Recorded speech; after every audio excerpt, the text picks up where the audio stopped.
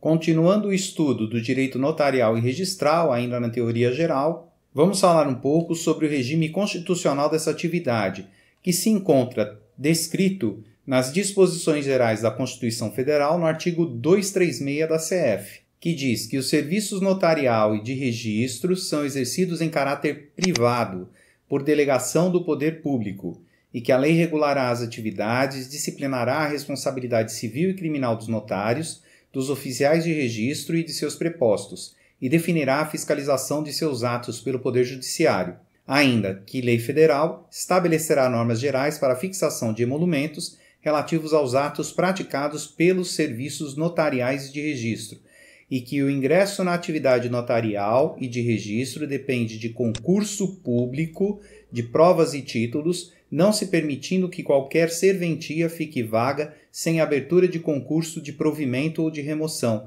por mais de 6 meses. Assim, da localização topográfica desse artigo, podemos deduzir que a atividade notarial e registral não pertence aos poderes da República. Logo, ela também é uma atividade sui generis, assim como a delegação que estudamos na aula anterior. O titular desse serviço é o Estado, que por intermédio do Judiciário, por meio do presidente do Tribunal Estadual, faz uma delegação privada a um particular que é chamado de delegatário. E o artigo 236 fala que o delegatário lhe entrega serviços notariais ou registrais, que é diferente do serviço público, pois o serviço público entrega serviços, portanto, pressupõe materialidade. Já o serviço notarial e registral entrega valores, portanto, em regra, ele é imaterial. Assim, a natureza jurídica do serviço público ela é pública. Já a natureza jurídica do serviço notarial e registral ela é sui generis. Por isso, ela é exercida por um profissional de direito imbuído de uma função pública. E essa função pública dá o caráter público do exercício da função, limitando, portanto, a atuação desse profissional. Já o fato de ser um profissional do direito traz o caráter privado para essa função, relacionado à administração do serviço. Dessa forma, não limita a remuneração do delegatário, salvo se for um interventor, e nem a idade em que ele vai exercer essa função. Por isso, o cargo é vitalício.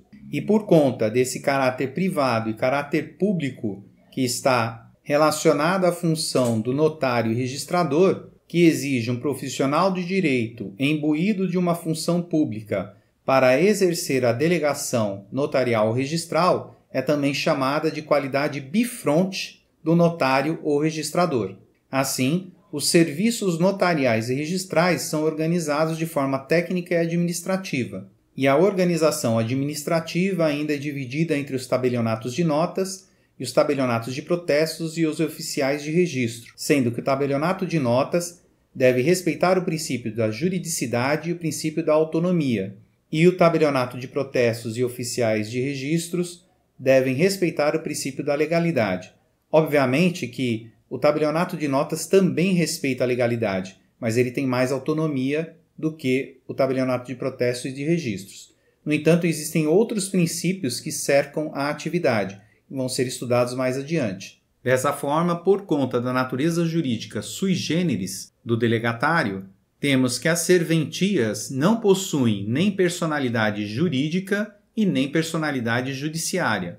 Assim, sem personalidade jurídica, elas não podem ser empresas, pelo menos não são consideradas como tais. Já em relação à personalidade judiciária, ela inibe a atuação da serventia em processos judiciais, e isto é pacificado nesses 2 julgados do STJ, que em relação à personalidade jurídica diz que a jurisprudência dessa corte tem entendimento no sentido de que os tabelionatos são desprovidos de personalidade jurídica, pois são instituições administrativas, entes sem personalidade desprovidos de patrimônio próprio, razão pela qual não se caracterizam como empresa ou entidade, sendo pessoal a responsabilidade do oficial de registro público por seus atos e omissões. Já em relação à personalidade judiciária, o outro julgado diz que os cartórios, ou serventias não possuem legitimidade para figurar no polo passivo de demanda indenizatória, pois são desprovidos de personalidade jurídica e judiciária,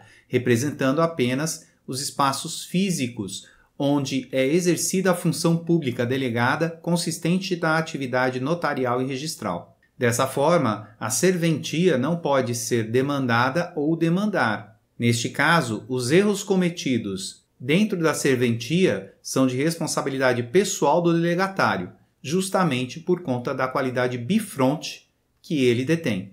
Mas atenção, o fato da serventia não ter personalidade jurídica ou personalidade judiciária não a isenta de ter SEI e CNPJ, conforme veremos adiante. No entanto, esses registros são meramente administrativos.